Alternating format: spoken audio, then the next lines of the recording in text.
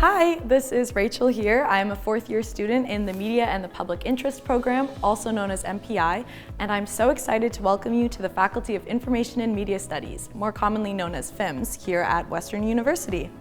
So, what is the Faculty of Information and Media Studies? Great question.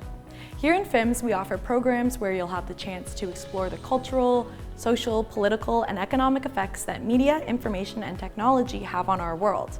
And if you're watching this video, you must have joined our FIMS self-guided QR tour.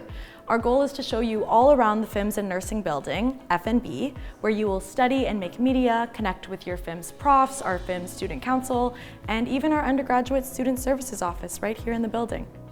FIMS calls the top 3 floors of this building home.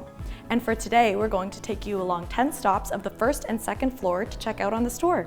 It's super simple. You're just going to follow the directional floor stickers and scan the QR codes throughout the route to learn more about our programs, the student experience, our alumni, and more. Okay, so it's so great to meet you. Please enjoy the self-guided QR tour and exploring all the things that we do and love here at the Faculty of Information and Media Studies.